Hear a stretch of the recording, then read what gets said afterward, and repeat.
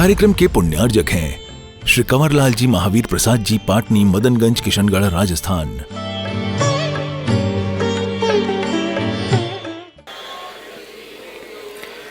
कामदं मोक्षदं चैव ओंकाराय नमो नमः।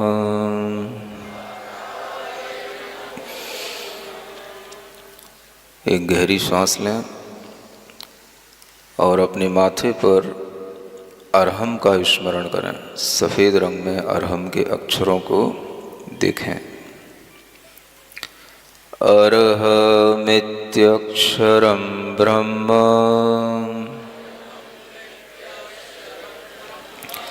वाचकं परमेष्ठिनः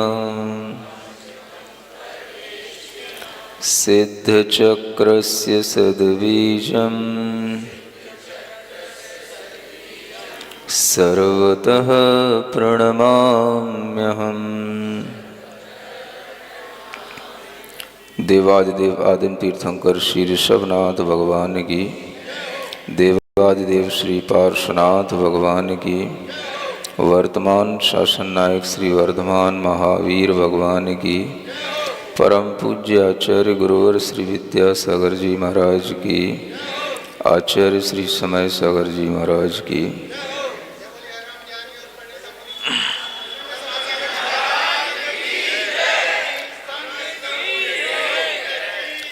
आज आप लोगों की इस जय जवान कॉलोनी का यह सौभाग्य है कि यहाँ के मूल नायक भगवान पार्श्वनाथ की कथा स्तुति करने का और आपको श्रवण करने का यहाँ सौभाग्य प्राप्त हो रहा है। जब आपको घर बैठे बहती हुई गंगा का लाभ मिल जाए तो समझना हमसे बड़ा भाग्यशाली और कोई नहीं है।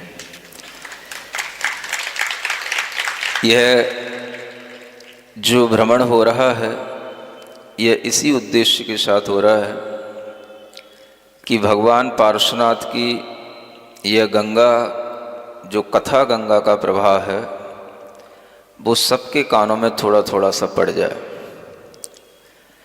अमृत के बिंदु 2-4 भी पर्याप्त होते हैं और उससे भी उतनी ही तृप्ति आती है जितना अमृत के समुद्र में नहाने से आती है। तो आपके लिए यह आज का दिन इसी अमृत बिंदुओं के सेवन करने का समय है, तृप्ति का समय है। बड़े इत्मीनान से, अच्छे ढंग से यदि आप बैठेंगे तो आपको अच्छा लाभ मिलेगा। पीछे फिर भी कह रहा हूँ खड़े हुए लोगों से, यहाँ बीच में गैलरी में जगह है, किसी भी तरह का धर्म सभा में विकल्प ना कीजिए। सब यहाँ पर बड़े ही होते हैं, बैठने वाले भी जमींदार कहलाते हैं और कुर्सी पे बैठने वाले तो चेयरपर्सन होते ही हैं। आप लोग और आगे की तरफ आकर के बैठ सकते हैं, जिससे कि आपको केवल श्रवण ही नहीं, देखने का भी एक अच्छा सौभाग्य मिले। क्योंकि श्रवण तो हम ऑनलाइन कहीं भी कर सकते हैं, लेकिन अगर आप हमारे सामने आए हैं तो देखते हुए भी आपको जो अच्छी फीलिंग आएगी वो आपको समक्ष बैठने से ही आएगी। ऐसी ये भगवान की मंगल कथा प्रारंभ करते हैं। मोह महातम दलन दिन तप लक्ष्मी भरतार, ते पारस परमेश मुझ हो सुमति दातार। वामानंदन कल्पतरु जयो जगत हितकार, मुनिजन जाकी आस करी जाचे शिव फल सार। मंगल भवन अमंगल हारी, पारसनाथ जगत हितकारी, सुख संपत सब ही घर आवे, जो भवि जन पारस गुण गावे। यह भगवान पार्श्वनाथ की कथा भगवान के पूर्व जन्मों के वर्णन के साथ निरंतर चल रही है। और भगवान पूर्व जन्म में भी मुनिराज बने, जो आनंद मुनि महाराज के नाम से प्रसिद्ध हुए। उन्हीं का यह वर्णन चल रहा है। मुनि महाराज बनने के उपरांत वह 22 परीक्षाओं को सहन करते हुए अपने जीवन को, अपनी चेतना को समृद्ध बना रहे हैं। और उसी क्रम में पेज नंबर 65 पर उन 22 परीक्षाओं में से लगभग 20 परीक्षाओं का वर्णन भ्रमण करते हुए अनेक अनेक स्थानों पर, अनेक अनेक कॉलोनियों में हो चुका है। आज 21वीं परिसर का वर्णन आपकी इस कॉलोनी में चल रहा है, जिसका नाम है अज्ञान विजय नाम का परिसर। क्या होता है ये? थोड़ी 4 लाइनें पढ़ते हैं। 131 नंबर का काव्य। सावधान बरतें निशिवासर, संयम सूर परम वैरागी, पालत गोपति गए दीर्घ दिन, सकल संग ममता परित्यागी। अवधि ज्ञान अथवा मन पर जय, केवल किरण अजो नहीं जागी। यो विकल्प नहीं करहि तपोधन, यो अज्ञान विजय बड़ भागी।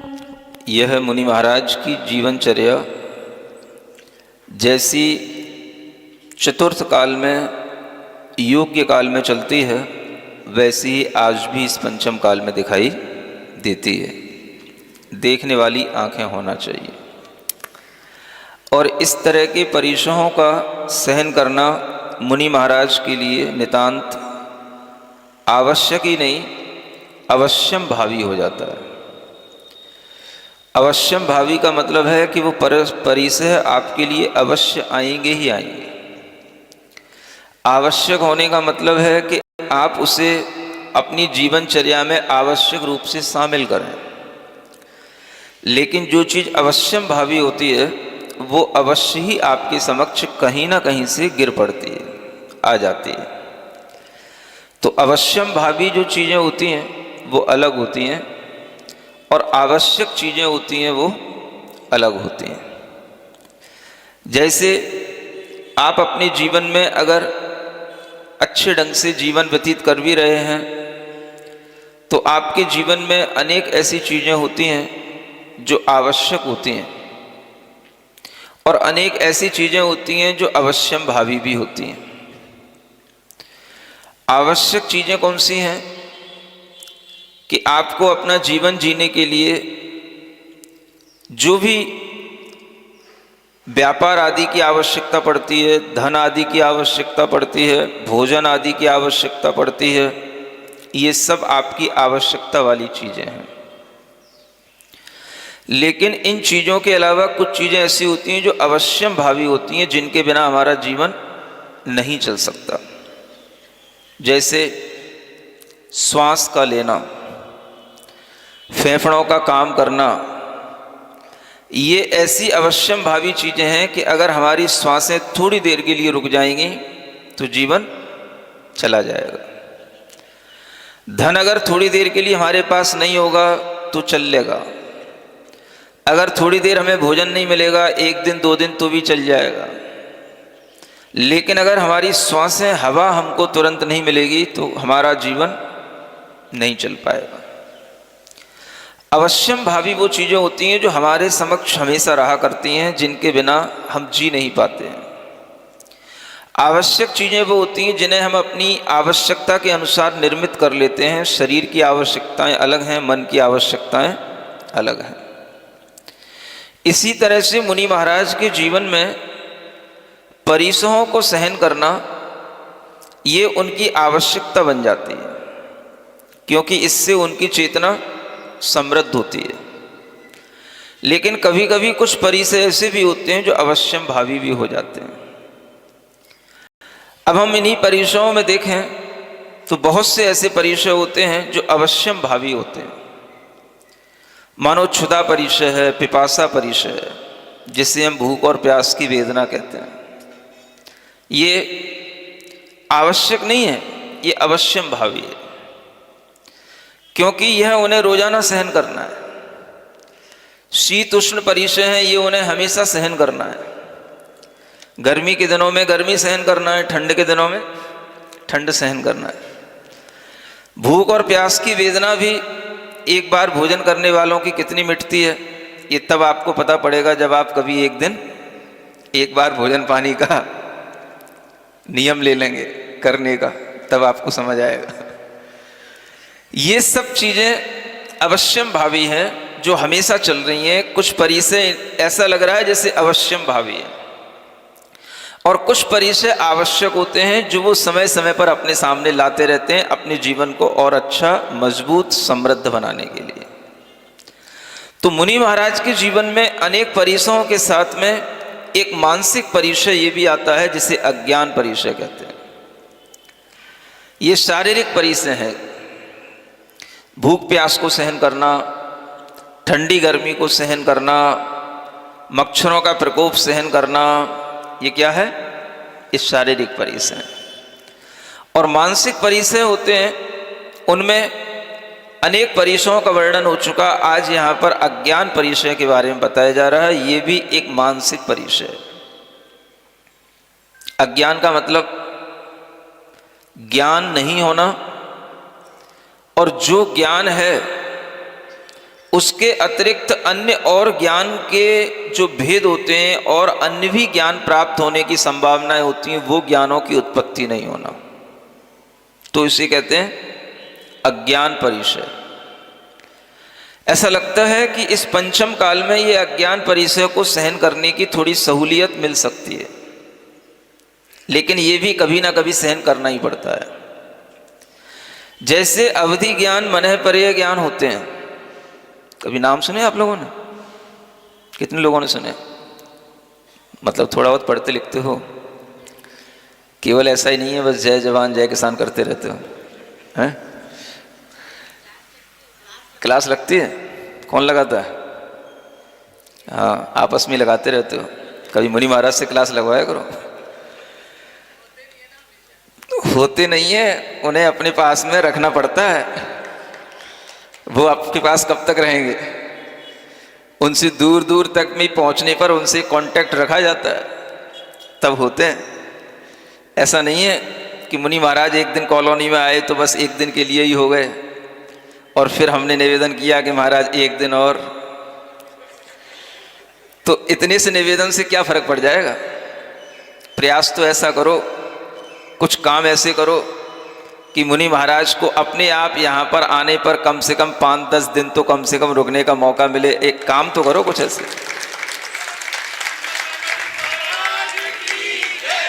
काम होता है तो समय होता है, और काम नहीं होता है तो फिर भ्रमण होता है। सुनते हो? अगर कहीं कुछ काम है, कुछ काम की बात है, कुछ काम की चीज है, कुछ आवश्यकता है, तो फिर सानिध्य भी अवश्यम भावी है। क्या सुना? अगर कुछ आवश्यकता है तो सानिध्य अवश्यम भावी है, और आवश्यकता नहीं है तो फिर ठीक है भाई, आए गए, गुड मॉर्निंग, गुड इवनिंग, बस इतना ही चलता रहता है। तो कम से कम आपके लिए इतना तो मिल रहा है कि कभी आपको ऐसा भी भाव विचार आया होगा जब यहाँ मीरा मार्ग में चातुर्मास चल रहा होगा कि महाराज हमारी कॉलोनी में भी आए, आज आ गए, तो ये आपके लिए गुड मॉर्निंग तो हो ही गई। बोलो है कि नहीं? गुड मॉर्निंग है कि नहीं? बस। और अगर इवनिंग भी यहाँ पर रुक गए तो गुड इवनिंग भी हो गई। और क्या चाहिए आपको? अगर रात में रुक गए तो गुड नाइट भी हो गई। अब अगर आपको इससे आगे बढ़ना है कि हमारे लिए और भी आगे गुड डेज हमारे सामने आए, तो फिर आपको कुछ सामने काम लाना पड़ेगा, है ना। हाँ, बिना काम के कहीं पर भी समय व्यतीत करना थोड़ा हम जैसे लोगों को कम समझ आता है। वो समय हम अपने में व्यतीत कर लेंगे, लेकिन दूसरे के लिए व्यतीत करने के लिए थोड़ा सा कहीं ना कहीं कुछ अवसर होना चाहिए, कुछ आवश्यकताएं होनी चाहिए। तो आप आवश्यकता बना के रखो, आपको एक दिन तो क्या 10 दिन का भी सानिध्य मिलेगा, बस आवश्यकता बना करके रहो। जब हम इसी तरह से भावनाएं रखते हैं तो हमारे ज्ञान में भी वृद्धि होती है, हमारे सुख में भी वृद्धि होती है। ये मान के चलना है कि जब आपका ज्ञान बढ़ेगा तो आपका सुख भी बढ़ेगा। जैसे जैसे हमारा ज्ञान बढ़ता है, अज्ञान अपने आप कम होता चला जाता है, लेकिन फिर भी कुछ ऐसे अज्ञान होते हैं हमारे अंदर जो हमारा पीछा नहीं छोड़ते।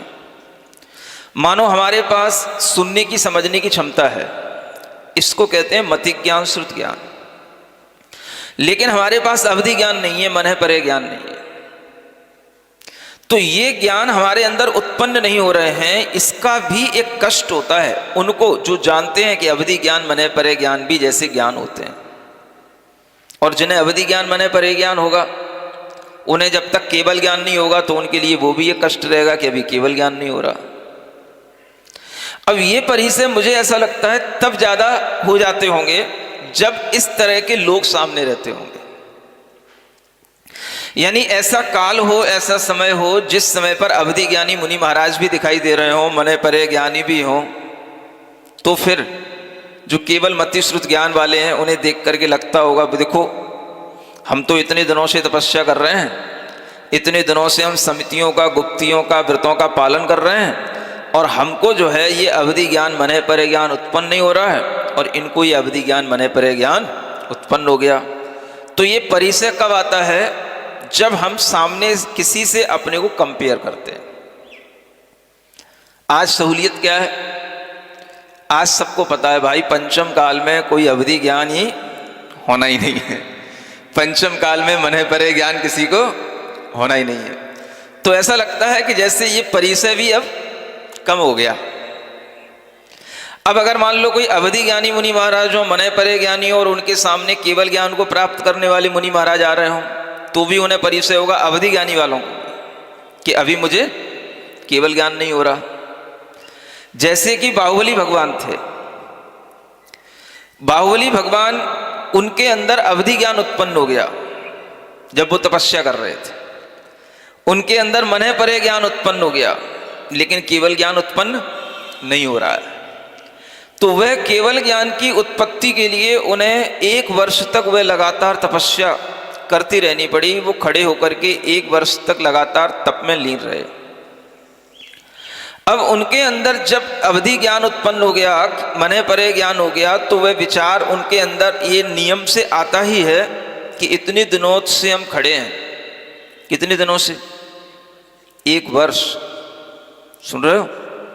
कहीं विचार करते हो किस कुल में जन्म लिए हो जहां पर ऐसे ऐसे महापुरुष होते हैं जो 365 दिन लगातार भी दिन और रात खड़े रह सकते हैं।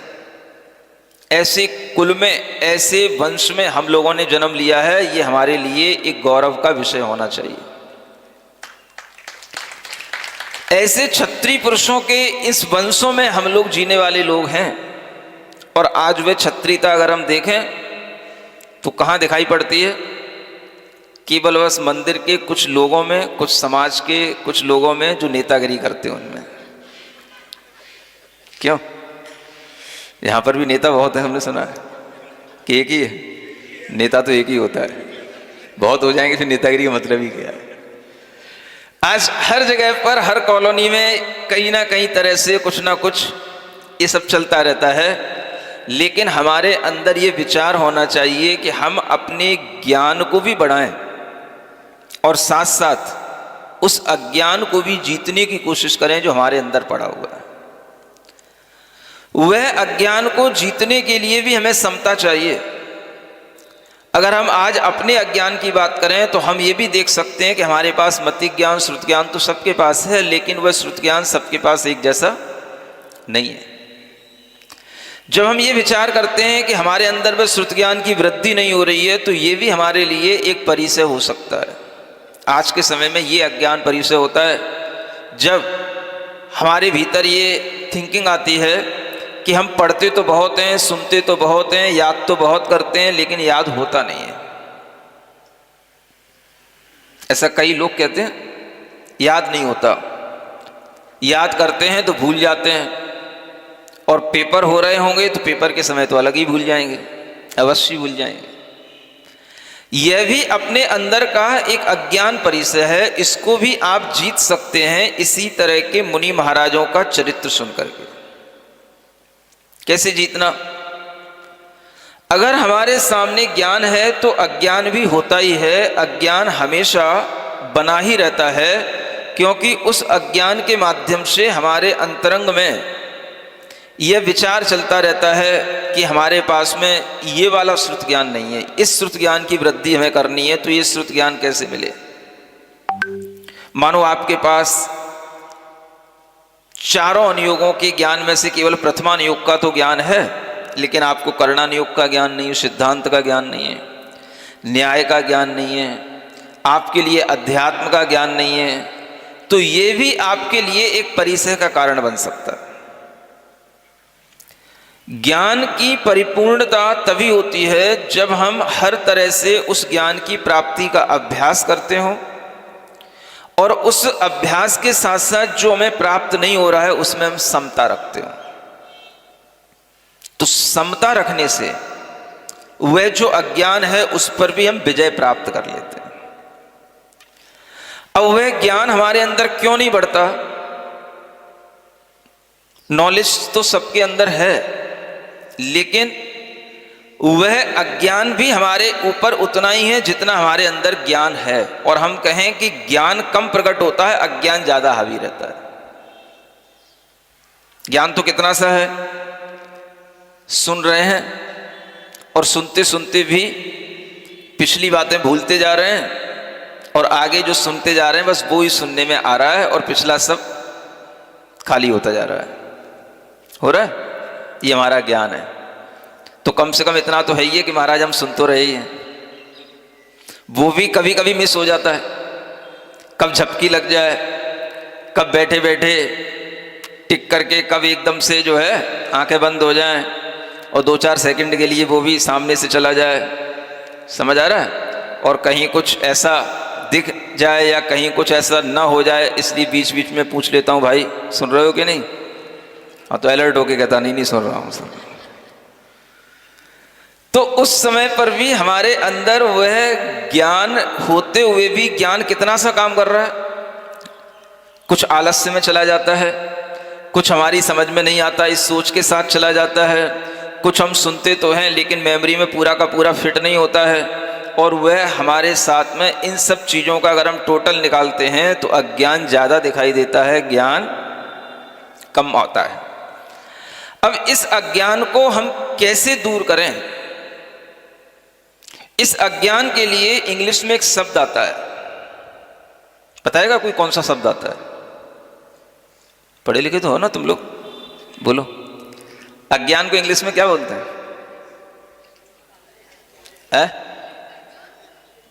इलिटरेट। वो अलग चीज है। लिटरेट, इलिटरेट मतलब कि सभ्य असभ्य में चला जाता है। बोलिए।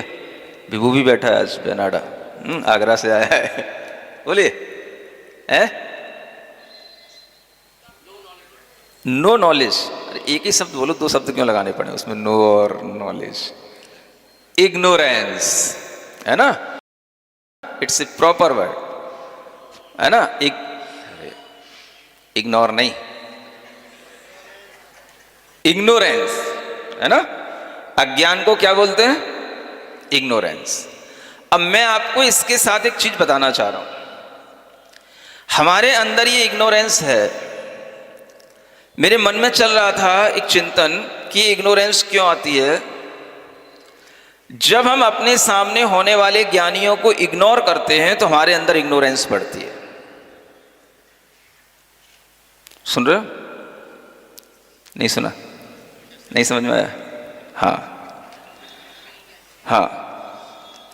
इग्नोरेंस क्यों बढ़ती है?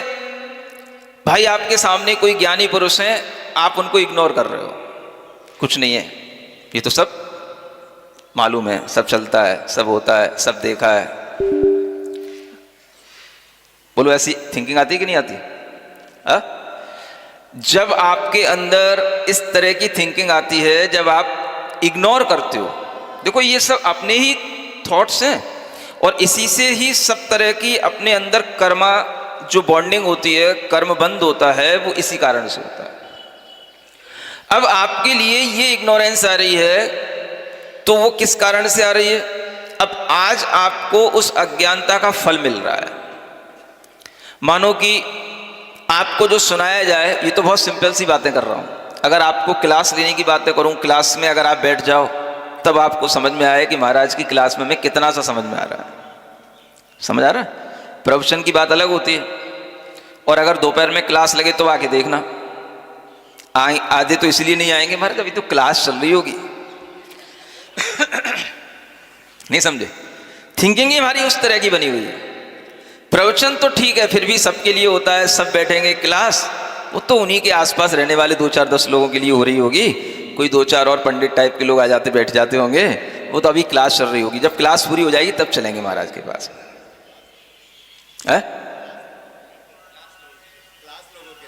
हाँ, कुछ क्लास लोगों के लिए क्लास है। तो वो क्लास है। अब आपने उस क्लास को भी एक तरह से क्या किया? देखो मैं आपको बता रहा हूं, ज्ञानावरणी कर्मों का जो बंद होता है वो अपनी थिंकिंग से होता है, अपने भावों से होता है, अपने विचारों से होता है। अब ये ज्ञानावरणी कर्मों के बंद को हम रोकते हैं या बढ़ाते हैं, और हम किन कारणों से बढ़ा लेते हैं जिसके कारण से हमारे ऊपर वो ज्ञान के आवरण और बढ़ जाते हैं? वो कारण कुछ ये भी होते हैं जो मैं आपको बता रहा हूं। जब आपने देखा कि कोई अच्छा ज्ञान देने का कार्य चल रहा है, तो वही तो एक स्पेशल क्लास होगी, उसी में तो आपको किसी सब्जेक्ट का कोई प्रॉपर उसको नॉलेज मिलेगी, तो वही तो ज्ञान देने का सबसे अच्छा कार्य होता है। और उस कार्य पर आप अपनी उपस्थिति नहीं दर्ज कराए, ये जानते हुए भी कि वो बहुत अच्छा ज्ञान के आदान प्रदान का कार्य चल रहा होगा। सुनते हो? और आपने उसी टाइम को इग्नोर किया। क्या किया? उस समय की जो ज्ञान की पद्धति थी, क्लास थी, ज्ञानी का जो विचार प्रदान करने का जो एक कार्य था, उसको आपने क्या किया? इग्नोर किया। अभी नहीं, वो अपने मतलब का नहीं है, उसे छोड़ो। जब महाराज फ्री होंगे ना, तब बैठेंगे, तब उनके पास में, तब क्या करोगे? गप्प करोगे कि महाराज के साथ बैठ के? क्या करोगे? तब तो महाराज बोलेंगे ही नहीं। जब बोलने का समय आता है तब आप सुनते नहीं, और जब महाराज को बोलना नहीं होता तब आप महाराज के पास आकर के बैठ जाते हो। अब क्या बोलोगे महाराज से, बताओ? इधर उधर के कोई भी क्वेश्चन करोगे तो महाराज समझ लेते हैं ये बेवजह की बातें कर रहे हैं, कि मंदिर का छन्ना बेदी के इधर टांगना चाहिए, उधर टांगना चाहिए। इससे क्या लेना देना है महाराज को? दुकान नहीं चल रही, बहू के बेटा नहीं हो रहा। इन सब बातों को अगर आप करने के लिए ये टाइम मिलाते हो कि जब क्लास का टाइम हो जाए उसके बाद में हम महाराज के पास पहुंचें, तो आप अपने अंदर, मुझे ऐसा लग रहा है, जरूर ज्ञानावरण कर्म का बंद करते होंगे। सुनते हो? क्यों करते होगे? जो भी मुनि महाराज अगर शास्त्र का वाचन करते हैं, वो शास्त्र की वाणी कहां से आती है? वो गंगा कहां से आती है? तुम तो कह रहे खजुराहो से गंगा आई। ये गंगा तो तीर्थंकर भगवान महावीर स्वामी से निकली हुई गंगा है। वीर हिमाचल से निकसी, गुरु गौतम के मुख कुंड डरी। वो गंगा है जो जिनवाणी की ये गंगा है। इसमें अगर हम नहीं प्रवाहित होंगे, अपने मन को स्नान नहीं कराएंगे, तो ये गंगा जो आपको अभी केवल ऊपर से आती हुई दिखाई दे रही है, ये भीतर कैसे जाएगी? तो इस गंगा का उद्गम तो वही है ना। तीर्थंकर भगवान की जो दिव्य वाणी है वही शास्त्रों में आज हमें मिलती है। उसको सुनने के लिए हमें एक दूसरा हमारे सामने कोई भी अगर प्रयोगात्मक अगर हमारे सामने कोई भी एक दूसरी चीज आ जाती है तो वह चीज ही हमें उन भगवान की गंगा को आगे बढ़ाने वाली होती है। और वो चीज क्या है?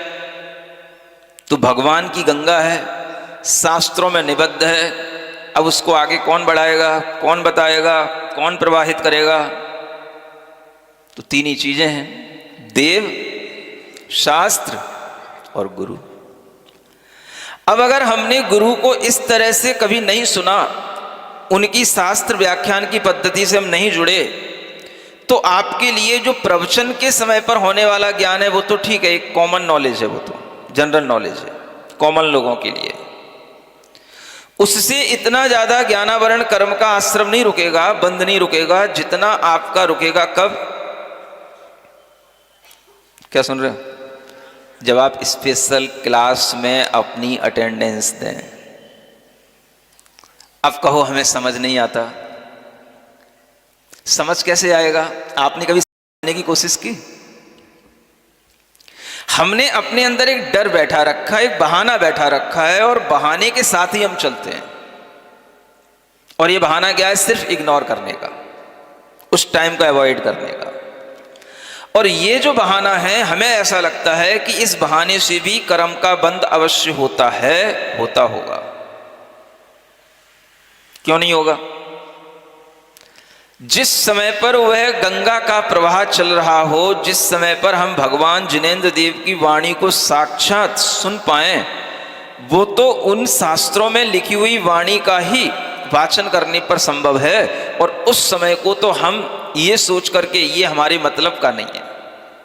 कितने लोग ये सोच करके बैठे होते हैं ये तो हमारे मतलब का ही नहीं है।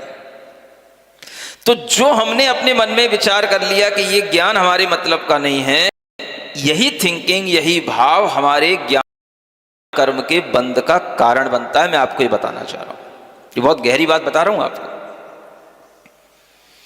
हम पूछते रहते हैं कि ज्ञानावरण कर्म का बंध हमारे लिए कब ज्यादा होता है? सामान्य से तो हमेशा ही चलता रहता है। और ज्यादा कब हो जाता है?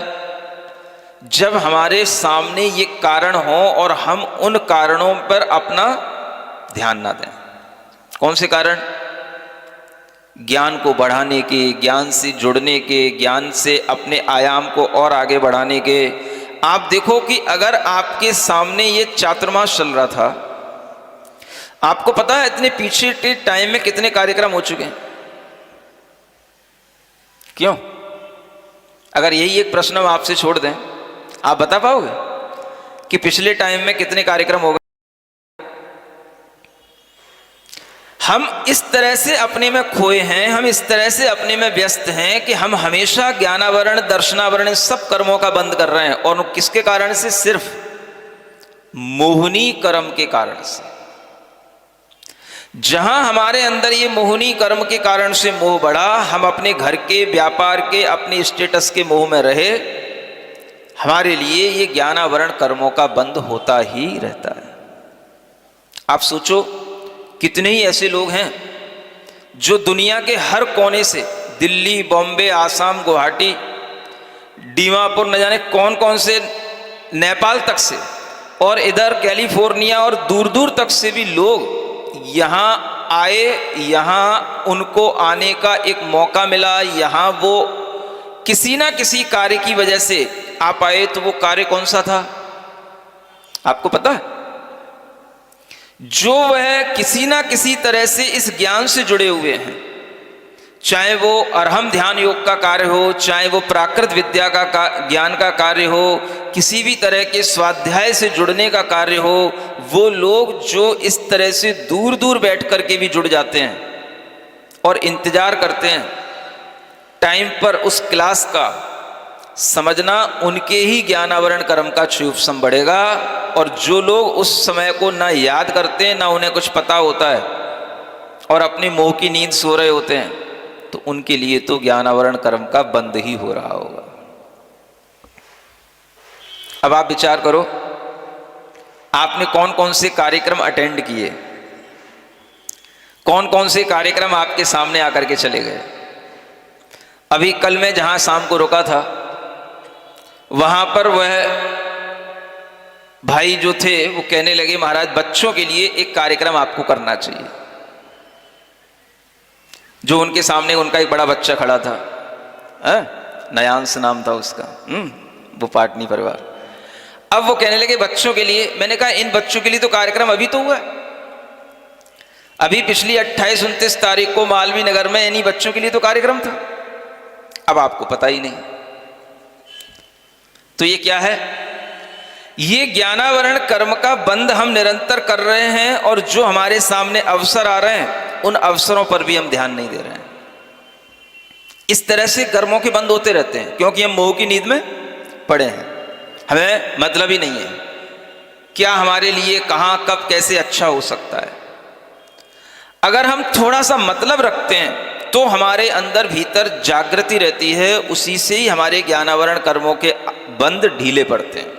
और अगर हम मतलब नहीं रखते हैं और मतलब सिर्फ इतना ही, आज आए महाराज तो आज बैठे हैं और कल चले गए तो टाटा बाय बाय, ना हमें बाद में पूछना है, ना हमें आगे कोई समाचार सुनना है, ना आगे के किन्हीं कार्यक्रमों से कोई मतलब रखना है, तो फिर आपके अंदर वह ज्ञानावरण कर्म का बंध रुक नहीं सकेगा, अज्ञान बढ़ता ही जाएगा। क्योंकि आप क्या कर रहे हो? जो आपके समक्ष जो सोर्स ऑफ नॉलेज है उसको आप इग्नोर कर रहे हो।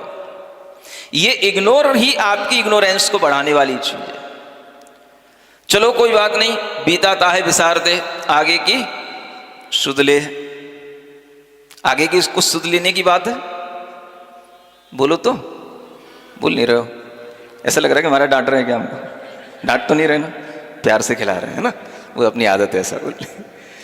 भीतर तक भी कुछ समझ में आए, क्योंकि अगर हम इस जन्म में नहीं समझेंगे तो फिर जन्म जन्म में भी कभी हमें ऐसा मौका मिले कह नहीं सकते।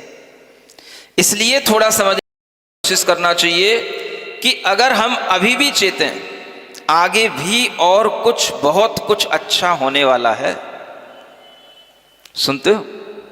आने वाली 12-13 तारीख में भी एक बच्चों के लिए जो 12th पास कर चुके हैं, ऐसे बच्चे अगर किसी भी कॉम्पिटिटिव एग्जाम में पास हो चुके हैं, और चाहे वो IIT का हो, चाहे वो MBBS का हो, चाहे नेट हो, चाहे नीट हो, चाहे कैट हो, चाहे क्लेट हो, चाहे गैट हो, किसी भी तरीके के कोई भी एग्जाम अगर उन्होंने क्लियर किए हैं, तो उनके लिए भी 1-2 दिन की बहुत अच्छी सेमिनार आगे आने वाली है, जिसमें बहुत अच्छे उस अपनी अपनी लाइन के बहुत अच्छे वहाँ पर एक्सपर्ट्स आ रहे हैं, जिसके माध्यम से उन बच्चों को अपनी फील्ड की भी नॉलेज दी जाएगी, और प्लस जब उनका जीवन आगे और अच्छे ढंग से बढ़ ही रहा है तो वो किस सेफ्टी के साथ में अपने जीवन को आगे बढ़ाएं, किस नॉलेज के साथ में, किस अवेकनिंग के साथ में वो अपने जीवन को आगे बढ़ाएं, इस बात की भी अच्छी जानकारियां उन्हें उस समय पर मिल सकती हैं। आपको पता हो, पता भी पता हो और पता भी हो कहां पर क्या होना है, किस डेट में होना है। कम से कम आज यही मन बना लो, आगे होने वाले कार्यक्रमों में हम इंटरेस्ट लेंगे। अगर हम अपनी इग्नोरेंस को कम करना चाहते हैं तो हम नॉलेज के साथ में इंटरेस्ट को जोड़ने की कोशिश करें। सुन रहे हो? आपके मोबाइलों पर भी, ऑनलाइन भी बहुत कुछ नॉलेज आपको मिलती रह सकती है। आज दुनिया में हमसे सामने बैठ करके इतने लोग नहीं पढ़ते, उससे ज्यादा लोग दुनिया में मोबाइलों से ऑनलाइन बैठे बैठे सुनते हैं, पढ़ते हैं। समझ में आ रहा है? कल प्राकृत का अधिवेशन था, बहुत अच्छा तो हुआ था। उसमें अच्छी बात क्या थी जो आपने सुनी? कल वहां एक ग्राफिक दिखाई गई थी। 2017 से हमने वो प्राकृत की पाठशालाओं की वह शुरुआत की थी और प्राकृत पढ़ाना शुरू किया था, और उसके बाद वह बढ़ते बढ़ते आज 2024 तक, इन 7 सालों में कम से कम 36 से 40 हजार लोग प्राकृत सीख चुके।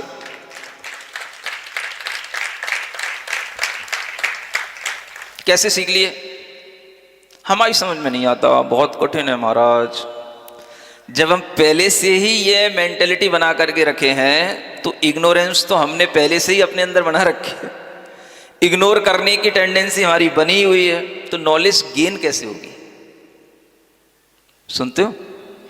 अपने ज्ञान को बढ़ाने का मैं आपको अच्छा तरीका बता रहा हूं। जहां ज्ञान मिलता है, जहां पर सोर्स ऑफ नॉलेज है, वहां अपने आप को कनेक्ट रखिए, उसमें इंटरेस्ट लीजिए, तो आपकी नॉलेज का इंटरेस्ट बढ़ता रहेगा, वह ज्ञान की ब्याज मतलब ज्ञान की वृद्धि होती रहेगी। नहीं तो ये अज्ञान परिसर इतना भारी पड़ जाएगा कि आज आपको इतना ज्ञान है कि कम से कम हम समझ पा रहे हैं कि हम जैन कुल में हैं। कल को अगर आपका जीवन चला गया और आपका जीवन में कोई भी जैन कुल का किसी भी तरह का संस्कार नहीं आया, या ज्ञान के अंदर कोई भी जैन विज्ञान की कोई बात नहीं समाई, और आपका जन्म कहीं दूसरे ऐसे कुल में हो गया, तो फिर ये भी ध्यान नहीं रहेगा कि हमारे पास में कभी कोई ऐसा जैन विज्ञान भी था। वहां आपको कुछ भी सुनने को सीखने को नहीं मिलेगा। आज आपके पास में ये बुद्धि है, इसका उपयोग सिर्फ इतनी सावधानी के लिए कीजिए कि हम अपने अंदर अच्छे ज्ञान को प्राप्त करने का इंटरेस्ट बनाए रखें, सिर्फ इंटरेस्ट। और वो इंटरेस्ट कैसे आता है? वो तो भाई स्वयं से ही आता है। थोड़ा हम आपके लिए वो बात बता सकते हैं जिससे आपको इंटरेस्ट आ जाए, लेकिन अगर आएगा तो वो तो आपकी अपनी ही इच्छा शक्ति से आएगा। आपके अंदर ये इंटरेस्ट अगर बढ़ता है तो ही वह ज्ञान का उद्भव होता चला जाएगा। अन्यथा धीरे धीरे जैसे आपकी आयु बढ़ेगी, ज्ञान भी आपका धीरे धीरे कम होता चला जाएगा, और आपकी सारी स्मरण की शक्तियां धीरे धीरे डाउन होती चली जाएंगी। और एक दिन ऐसा आएगा जब आपसे सिर्फ कोई कहेगा नमोकार मंत्र सुना दूं, सुनाई पड़ रहा है,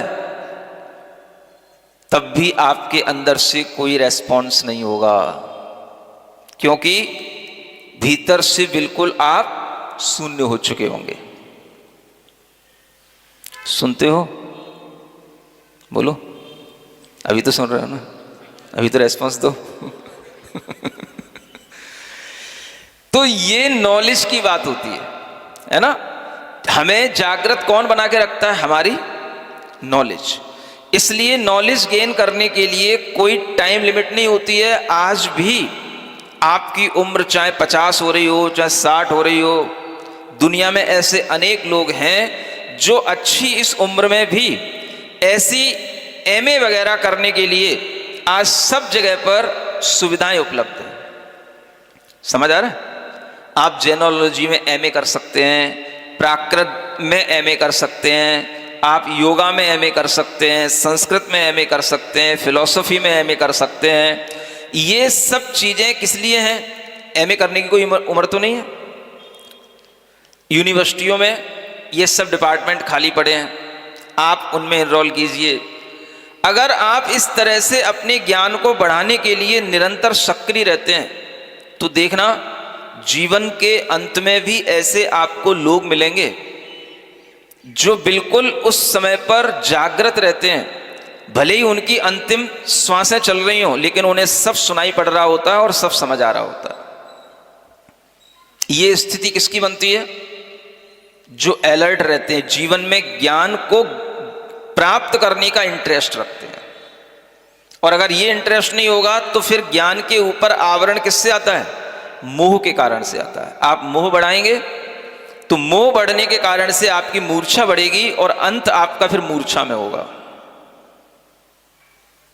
इसलिए ये चीजें जो भीतर से चल रही हैं, जो हमारे अंदर इन चीजों के माध्यम से ही हमारा जीवन का अंत डिपेंड करता है कि कैसा होगा, ये आपको ध्यान में रखना चाहिए। मोह को कम करेंगे तो ज्ञान सक्रिय होता है, और ज्ञान सक्रिय होगा तो जीवन के अंत में आप चेतना के साथ अंतिम श्वास ले पाएंगे। और अगर आपके लिए मोह बढ़ता गया तो फिर वो मूर्छा के अलावा और कोई दूसरा रास्ता जीवन की अंतिम श्वास के साथ नहीं होता है। इसलिए अपने मन में ये ध्यान रखिए कि ये बड़े बड़े जो मुनि महाराज हैं, ये भी अगर ये सोचते हैं कि हमें अवधि ज्ञान नहीं हुआ, मने परे ज्ञान नहीं हुआ, तो इनका ये सोचना भी उन्हें किसी भी तरह से भीतर से पीड़ित नहीं करता, बल्कि उनकी श्रद्धा को ही बढ़ाता है। अब आप सोचो, कभी आप अपने जीवन में महसूस कर सकते हो कि हमारे अंदर अवधि ज्ञान है लेकिन हो क्यों नहीं रहा है? क्योंकि आपको श्रद्धा ही नहीं है कि अवधि ज्ञान भी होता है। अवधि ज्ञानावरण हमारी आत्मा पर है, ये आपको श्रद्धा ही नहीं है। मनः परे ज्ञानावरण, ये कर्म हमारी आत्मा पर बंधा पड़ा है, ये हमको श्रद्धा ही नहीं है। केवल ज्ञानावरण, ये कर्म हमारी आत्मा पर लदा हुआ है, ये हमको श्रद्धा ही नहीं है। जब श्रद्धा ही नहीं है तो हम उससे बचने की कोशिश ही क्यों करेंगे, या वो हमारे अंदर क्यों नहीं उत्पन्न हो रहा है, वो ज्ञान हमेशा भावी क्यों करेंगे? तो हमें पता ही नहीं है कि हमारी आत्मा पर कितने कर्म बंध हैं। ये कैसे पता पड़ेगा? ये स्पेशल क्लासेस ज्वाइन करने से पता पड़ेगा। सुन रहे हो? वो स्पेशल क्लासेस कोई दृष्टि और एलन की क्लासेस नहीं होंगी, वो स्पेशल क्लासेस कहाँ होंगी? समझ आ रहा है? जहां हम होंगे वहां होंगी। तो आपको वह स्पेशल क्लासेस ज्वाइन करना चाहिए। ये आपके अंदर अगर श्रद्धा न आएगा, तभी आपका वह विश्वास अपने ज्ञान के प्रति बनेगा, और यही विश्वास आपको अगले जन्म काम आएगा। अन्यथा केवल उदक चंदन तंदुल करने से कुछ नहीं होने जाने का। क्या सुन रहे हो? कुछ तो याद है? क्या याद है महाराज? यही याद है, 5वीं आरत साधु तुम्हारी, कुमति विनाशन शिवाधिकारी। इसके आगे फिर कुछ अगर 2 मिनट और महाराज खड़े हो जाए तो कुछ बोलने को ही नहीं होता। नहीं समझ में आ रहा है? हम गुरुओं के गुणगान भी कितनी देर कर सकते हैं? हम गुरुओं के गुणगान करने के लिए भी क्या अपने मन के अंदर भाव बना सकते हैं? ये भी हमारे पास में 2 मिनट के लिए भी सामग्री नहीं होती। हमें कितना सा याद है, हम क्या जानते हैं, और फिर भी हम मोह के कारण से बहुत कुछ अहंकार करते हैं। यह भी हमारे अंदर की बहुत बड़ी इग्नोरेंस है। इसी के कारण से हमारा वह अज्ञान बढ़ता चला जाता है। तो अपनी अज्ञानता को कम करने का एक उपाय ये भी होता है। एक तो विधियात्मक उपाय ये है कि आप ज्ञान के प्रति इंटरेस्ट बढ़ाइए, और दूसरा अपने अंतरंग का एक उपाय है कि हमारे अंदर जो अज्ञान है उसके प्रति हम पश्चाताप करें, हमें इस अज्ञान से मुक्ति मिले। इस तरह का अगर हमारे मन में विचार आता है तो ही हम उस अज्ञान से अपने आप को बचा पाते हैं। नहीं तो फिर क्या है, हमारा अज्ञान बढ़ता भी चला जाता है, तो हम किसी के साथ रह कर के भी हमारे मन में न दया का भाव आता है, न प्रेम का भाव आता है, न क्षमा का भाव आता है, न आदर का भाव आता है, कुछ नहीं आता है। हम अपने में मस्त रहते हैं। कि नहीं? सुनते हैं सब ये जैनों की बड़ी बड़ी कॉलोनियां हैं, यहाँ पर सब 80% लोग जैन हैं? और किसी को ये नहीं पता कि क्या हो गया है और क्या होने वाला है। बस आज की तारीख तो याद रहेगी कि हाँ, आज महाराज हमारे जय जवान में आए थे। जय जवान जय किसान है? और भी कुछ याद रखना है कि नहीं रखना है? तो यह विचार तब आएगा जब आपके मन में इस तरह का भाव आए, और ये भाव आएगा तो फिर आप हमेशा आनंद के साथ, आनंद राजा के साथ जुड़े रहेंगे। ये आनंद राजा की कहानी चल रही है अभी। पार्श्वनाथ भगवान की ये कहानी तो गर्भ कल्याणक से शुरू होगी। अभी गर्भ कल्याणक होने में बीच में एक भाव देव का और है, क्योंकि यही आनंद मुनि महाराज इसी पर्याय में आगे चल कर के परीक्षाओं को सहन करते हुए अभी धर्म का चिंतन करेंगे, फिर 16 कारण भावनाएं भाएंगे, तब जाकर के फिर अंत में उनकी समाधि होगी और फिर वह देव बनेंगे, और तब जाकर के फिर गर्भ कल्याणक का उत्सव आएगा। सुन रहे हो? आगे जब वो देव बनेंगे तो देव बनकर के कहाँ जाएंगे? महामह नंदीश्वर पूजा रचाने के लिए भी जाएंगे देव बनने के बाद। चलोगे उनके साथ में? नहीं चलोगे? ऊपर जाके नहीं, अभी ले चलेंगे तुम्हें तो, जिंदे जिंदा ले चलेंगे, क्यों डर रहे हो? कहां पर? महामह नंदीश्वर की पूजा करने के लिए। बीच में देव बन करके सबसे बड़ी देवत्व की उपलब्धि ये होती है। और फिर जब वहां से उतरेंगे तो फिर पंच कल्याणक होंगे। कहां पर? अरे भाई, सब कुछ जयपुर में ही हो रहा है, कहीं स्वर्गों में नहीं हो रहा कुछ भी। और जहां आप बैठ जाओगे वहीं पर स्वर्ग बन जाएगा। आपके मन के अंदर बस अच्छा भाव होना चाहिए और ये विचार होना चाहिए कि हम भगवान पार्श्वनाथ से अगर इस तरह से जुड़े रहेंगे तो हमेशा धर्म ध्यान चलता रहेगा, और यही धर्म ध्यान करने से हमारे मन में विशुद्धि बढ़ेगी तो ज्ञान भी बढ़ता चला जाएगा। ज्ञान बढ़ेगा तो मन कभी भी कमजोर नहीं पड़ेगा, और मन कमजोर पड़ गया, दुर्बल हो गया तो अज्ञान का आवरण ऊपर आ जाएगा। अज्ञान के कारण से फिर हमारे ऊपर मोह के बंध होने लग जाएंगे। इसलिए अपने मन को बिल्कुल सशक्त बलवान बना करके रखिए, कमजोर मत पड़ने दीजिए। जो काम आप करना चाहते हैं उस काम के लिए भी मन को सशक्त रखना जरूरी है। आपके समक्ष वह काम की प्रक्रिया इसलिए प्रारंभ नहीं होती क्योंकि आपके मन में कमजोरी आ जाती है। कुछ कार्य आपको करने हैं, समाज चाहता है, नेता भी चाहते हैं, लेकिन क्या है? कमजोरी।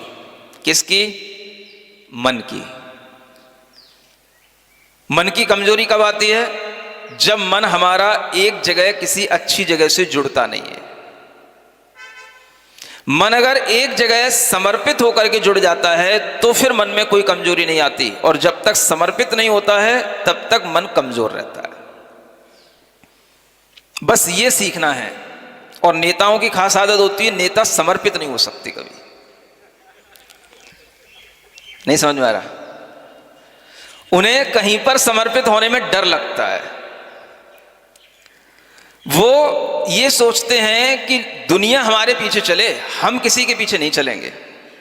तो उन्हें जब तक अपने से कोई बड़ा नहीं मिलेगा और उन्हें वो अपने पीछे नहीं लगाएगा तब तक उनका मन भी बलजोर नहीं बनेगा और तब तक उनका काम भी नहीं होगा। और इसी कारण से काम अटकते रहते हैं, क्योंकि वो नेता अपने से बड़ा कोई नेता मानता नहीं है। क्यों हंस रहे हो आप लोग? क्या करें? सही बात नहीं, सही बात हो तो ताली बजा दे, नहीं सही हो तो मत बोलना, हमें क्या दिक्कत है? नेता के लिए भी कहीं ना कहीं उस धर्म नेता से अपने आप को जोड़ना पड़ता है, और जब तक वह किसी एक के प्रति समर्पित होकर के नहीं आएगा तब तक वो धर्म नेता भी आपकी तरफ ध्यान नहीं देगा। समझ आ रहा? आना जाना तो कर लेगा लेकिन ध्यान देना। सुन रहे हो? ध्यान कब दिया जाता है? जब समर्पण होता है। जिसका समर्पण नहीं है उस पर फिर कोई ध्यान नहीं दिया जाता है। ध्यान दिया जा रहा है इसका मतलब है कि आप ये समझें कि आपके प्रति समर्पण होने का भाव है। तो जहां समर्पण होगा तो वहां पर बड़ों का भी ध्यान निचले वालों पर होगा, और जहां समर्पण निचले वालों का होगा तो वहां पर वो बड़ों का आशीर्वाद अपने आप प्राप्त करते चले जाते हैं, और उसी से मन बलजोर बनता चला जाता है।